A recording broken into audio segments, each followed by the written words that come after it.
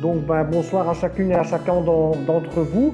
Merci de nous rejoindre par cet automne de Covid pour cette séance de présentation, cette séance d'information sur une offre que plusieurs opérateurs comptent faire dans l'espace associatif et dans l'espace des pouvoirs publics belges, qui répondent peut-être à un besoin, qui s'annonce chez les uns et chez les autres. C'est comment mieux accompagner la grande précarité. Certains parlent de grande pauvreté, certains parlent de situations complexes. En tout cas, plusieurs opérateurs académiques et d'autres écoles, associatifs également, ont souhaité mettre en place une formation, ce qu'on appelle un certificat, en accompagnement de la grande précarité. Et le but du jour, c'est de vous présenter les différents contours, l'histoire du certificat, qui pourrait y intervenir, quelles en sont les séquences, le sens, les partenaires, en quoi il est fait ou peut-être pas tout à fait produit pour vous, qui peut vous appuyer, quelles sont un peu les modalités. Donc, ça, c'est un peu le programme de ce soir. Nous sommes 5 au pupitre. Moi, dans le rôle d'animateur, et je vais aussi prendre la parole à quelques moments précis. Je suis Benoît Albert et je travaille pour Enalux et je suis l'un des auteurs, des coordinateurs du projet. Monique Schumer, qui est ma collègue du département paramédical d'Enalux, spécialiste de la santé mentale, et elle va aussi nous rejoindre et prend part au certificat. Elle interviendra dans ce webinaire. Mathieu Rollin, Mathieu Rollin travaille aux facultés de Notre-Dame de la Paix de Namur, qui s'appelle maintenant l'UNAMUR. Et Mathieu Rollin est impliqué dans la faculté de droit. Et la dimension du droit, des droits sociaux, de l'accès et du maintien des droits est évidemment importante dans le domaine de la protection sociale et de la lutte contre la pauvreté. Marie Maty, elle travaille à la HEPN, alors c'est la haute école de la province de Namur, dans la section paramédicale. Elle est également impliquée dans les questions de santé et de lien entre la santé mentale et la pauvreté. Irène Kremers, elle est plutôt installée dans la région de Charleroi et elle coordonne un réseau de santé dans la région de Charleroi. Et donc, elle est un peu un input issu des milieux professionnels et des dynamiques de réseau.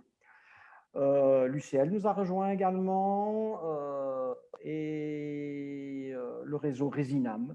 Alors, si la connexion a pu se faire aujourd'hui, c'est grâce à un réseau de formation dans le Namurois qui réunit l'ensemble des acteurs académiques du Namurois et qui soutient ces acteurs et qui s'appelle Formanam. Voilà, merci à eux de nous mettre en connexion ce jour. Alors, certificat en accompagnement de la grande précarité.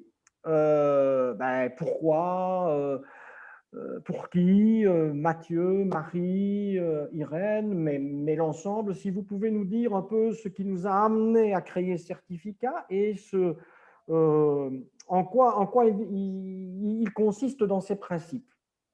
Alors, je ne sais pas qui démarre entre vous trois. Marie, Okay. Mathieu, Marie. On va essayer de se donner la parole l'un l'autre de manière la plus fluide possible. On précise aussi qu'à tout moment, vous pouvez poser vos questions dans le chat sur le côté. Donc, il y aura des moments de questions-réponses pour vraiment assurer la fluidité du tout. Mais voilà, s'il y a des questions plus précises que vous vous posez à un moment ou à un autre, n'hésitez vraiment pas à les écrire dans le chat. C'est parfois plus facile en direct. Et comme ça, nous, on ne perd pas le fil, mais on sait aussi qu'on doit revenir sur un élément plus précisément. Alors, le certificat, pourquoi, pour qui? Ça fait pas mal de questions. Pourquoi? C'est déjà issu d'un constat de terrain que plusieurs professionnels, plusieurs partenaires ont pu constater au fil du temps, soit via l'accompagnement dans les stages, soit via leur travail de terrain directement, soit le fait d'être interpellé par différentes institutions, des professionnels. On sait que la précarité est une réalité criante, toujours plus d'actualité. Les chiffres et les différentes études le mettent toujours plus en évidence. Aujourd'hui encore, avec le contexte Covid, on voit que cette grande précarité tend à s'aggraver et que les disparités et les inégalités sociales déjà présentes ne vont pas non plus en s'améliorant. Donc il y avait réellement un besoin par rapport à plus de formation, d'information, de sensibilisation, de travail, d'articulation, de réseautage vraiment autour de ce sujet. Alors, je ne sais pas si mes collègues veulent prendre le relais ou si je continue. En fait, l'enjeu que vient de noter Marie, c'est de constater qu'il y a une fatigue professionnelle, hein, parce qu'on n'aboutit pas à des solutions avec des gens qui vivent la grande précarité, qui sont sans abri, qui sont partis de ce qu'on appelle un peu communément le quart-monde, à des malades chroniques en santé mentale. On a une fatigue professionnelle parce qu'on ne trouve pas de solution, on a le sentiment d'inefficacité de son action, et c'est vrai que les dispositifs parfois tournent en rond et on a envie de questionner tout ça et de vous donner des outils. Mathieu ou Oui, Irène? dans cette continuité-là, le constat de la part des professionnels est assez clair, c'est qu'ils sont de plus en plus souvent amenés à devoir gérer des situations alors qu'ils n'y ont pas été, ils n'y ont pas été formés, ils n'y ont pas été suffisamment préparés. Il y a beaucoup de dynamiques complexes qui sont générées par la grande précarité, qu'il s'agisse du surendettement, des dépendances, du sans-abri, le non-recours aux droits dont on parlera tout à l'heure. Il y a pas mal face à toutes ces impasses du système, on a de nombreux professionnels qui connaissent des situations d'épuisement, de souffrance au travail.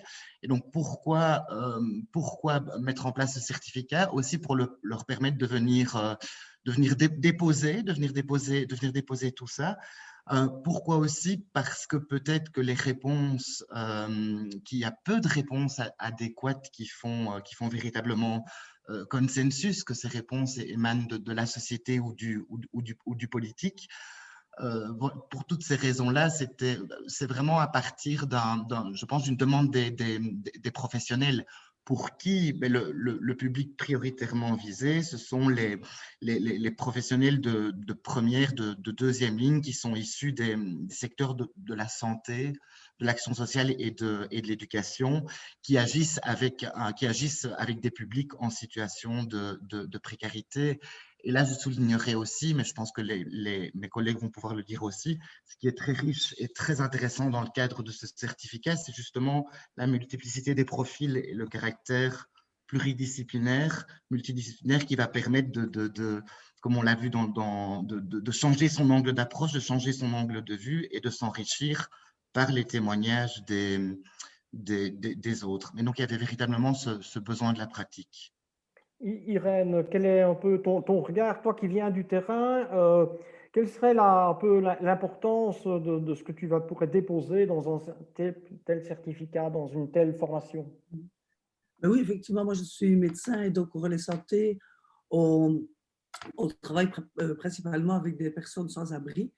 Et les professionnels sont souvent fort perplexes par rapport à cette situation. Et je pense à l'article de Furtos, un psychiatre lyonnais, qui a commencé ses recherches sur son modèle d'auto-exclusion sur des questionnements de ses collègues qui disent, mais en fait, docteur, qu'est-ce qui se passe? On ne comprend plus. C'est trop complexe, on ne comprend plus pourquoi ça ne va pas.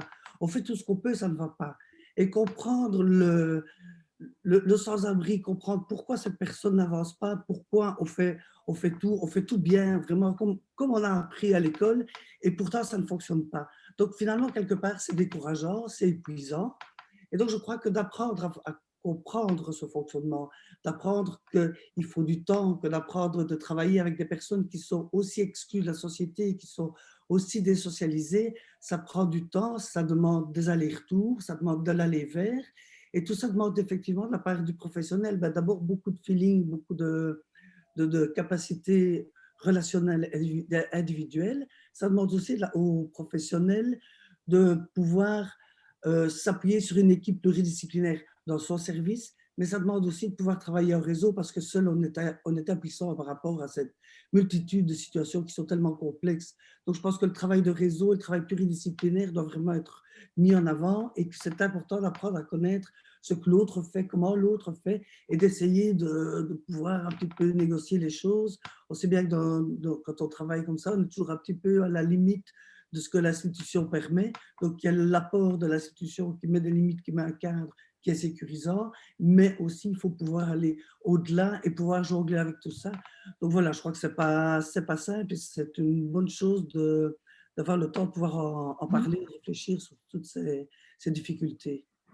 Tout à fait. Et alors, pour justement construire un petit peu les bases de ce certificat, d'où sommes-nous partis? Il y avait déjà les constats du terrain, constats qui nous ont été relayés par différents services, institutions, organismes qui ont été contactés dès la genèse du projet, que ce soit l'SBL Tiers-Monde, que ce soit les différents relais santé, relais sociaux, etc., différents services de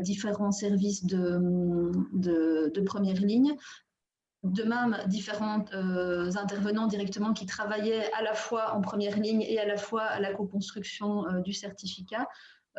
Tout ça a vraiment permis de relayer et de sortir des grandes questions, des grands questionnements qui sont vraiment d'actualité et en lien justement avec ce qu'on peut rencontrer sur le terrain.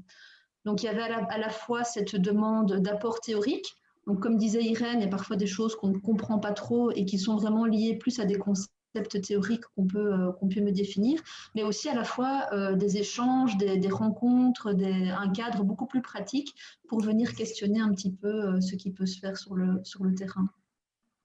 Alors, il y a aussi une première question qui est tombée, nous demandant de quelle façon savoir et l'expérience des personnes qui vivent ou qui ont vécu dans la grande précarité sera convoquée, validée, valorisée dans la formation. Clairement, je dirais qu'un de nos objectifs, c'était bel et bien d'inclure ces personnes dans la réflexion, dans la construction d'un savoir. Et quand on parle des personnes qui vivent ou qui ont vécu dans la grande précarité, il y a à la fois les bénéficiaires des différents services, mais il y a aussi les professionnels. Donc, je crois qu'il y a les deux volets et c'est quelque chose que nous allons vraiment essayer de relayer dans cette formation. C'est de pouvoir donner la parole à tous et certainement avant tout aux personnes qui sont concernées par la problématique. Tout à fait.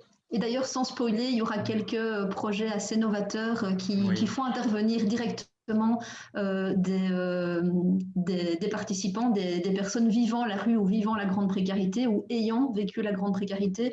On pense aux pères aidants, aux experts du vécu, etc. Il y a parfois des personnes qui sont sorties de cette situation de grande précarité, mais qui l'ont vécu de suffisamment près que pour pouvoir relayer leur vécu, ou des personnes la vivant encore, ce qui est parfois un petit peu plus compliqué à relayer la parole parce qu'elles sont dans l'urgence de leur propre situation. Mais voilà, au travers de différents exemples, de différentes pratiques novatrices, la parole des personnes directement concernées sera relayée. Et ça fait aussi écho à la demande je prolonge ce que Marie dit, de la demande des professionnels qui souhaitaient vraiment un petit peu sortir de leur, entre guillemets, leur routine d'intervention. Il y en a nombreux qui sont demandeurs d'innovation et à ce stade-là, c'est vrai qu'on a pas mal réfléchi dans la mise en place du programme et on pourra aussi vous en parler. Il y a des innovations pédagogiques et c'est d'autant plus intéressant et ça confère aussi une plus-value à notre manière de travailler. C'est vrai que cette question est assez fondamentale, c'est quelle est la place et la parole collective des personnes qui vivent les situations. Et donc on va inviter tout au long de la formation les participants à se décentrer, à se réinterroger sur leur relation et à l'intervention, avec des pratiques notamment raison, mais aussi vis-à-vis des usagers ou vis-à-vis de ceux pour lesquels ils agissent. Et en se re-questionnant dans leur attitude d'écoute, dans leur attitude de prise de parole, de co-construction, les gens, ils ont essayé des choses. Ils savent nous dire parfois pourquoi ça n'a pas marché dans leur vie.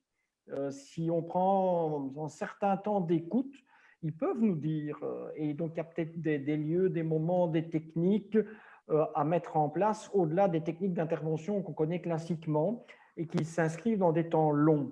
Je ne dévoile pas tout, évidemment, sinon vous ne vous inscrirez pas à la formation, mais ça va être important. Mais sachez que c'est un vrai postulat de départ de la formation, c'est qu'un travail de décentration vis-à-vis de l'intervention, de l'intervenant et de l'usager doit être mis en jeu. En tout cas, moi, c'est ce qui me mobilise dans le pilotage et dans l'animation de cette formation, c'est il faut sortir du rapport au savoir et au savoir-faire et à l'expérience.